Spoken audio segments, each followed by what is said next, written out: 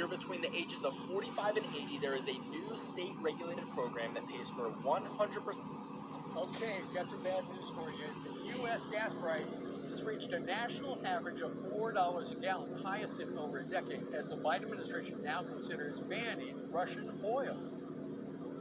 We are now talking to our European partners and allies to look in a coordinated way at the prospect of banning the import of Russian oil while making sure that there is still an appropriate supply of oil on world markets. That's a very active discussion as we speak. Okay, let's bring in host of Barney and Company on Fox Business, Stuart Barney. Stuart, now the administration's considering sanctions on Russian oil. It didn't make it. We had sanctions on everything but Russian oil. That is correct. If we go ahead and ban the export of all oil and gas from Russia, you'll get another energy price spike on top of the one we've got. And we're in the middle of one as of right now. We just put it up on the screen.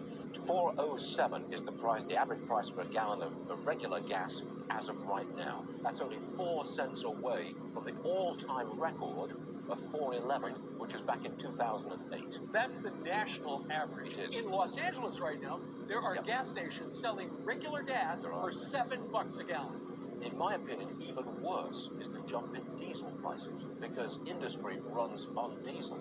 We now have an average price for a gallon of diesel of $4.61 per gallon.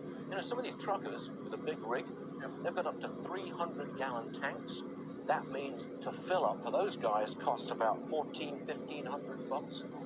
Oh, a month ago it was $1,100. Can you imagine that kind of cost increase? It's like a big and tax. that all gets factored into the inflation situation. One more for you.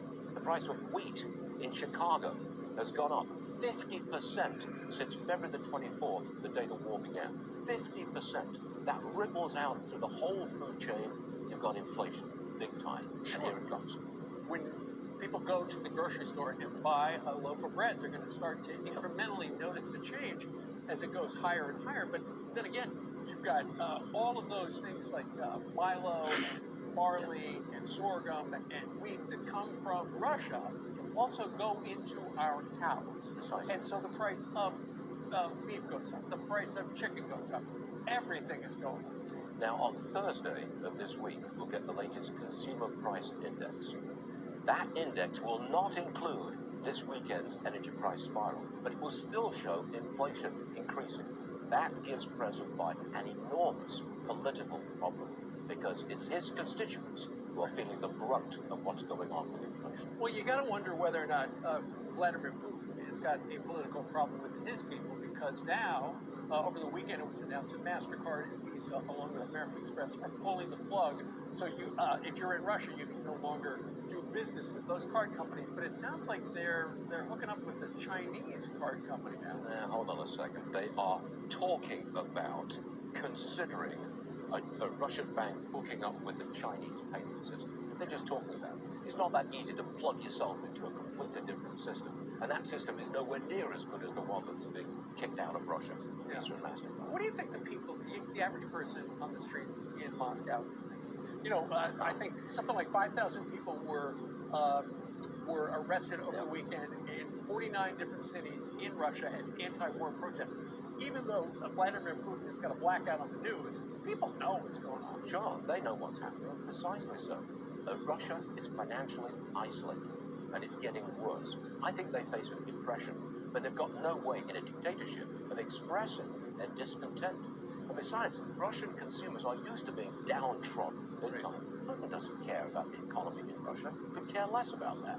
That's always been the case in Russian history. I don't think they're going to turn around. I don't think Putin turns around because of the pain his own people are suffering. We have placed 100 sanctions on him over the last 10 years. Sanctions are nothing new. But if we sanction all of the oil and gas coming out of Russia, that would hurt.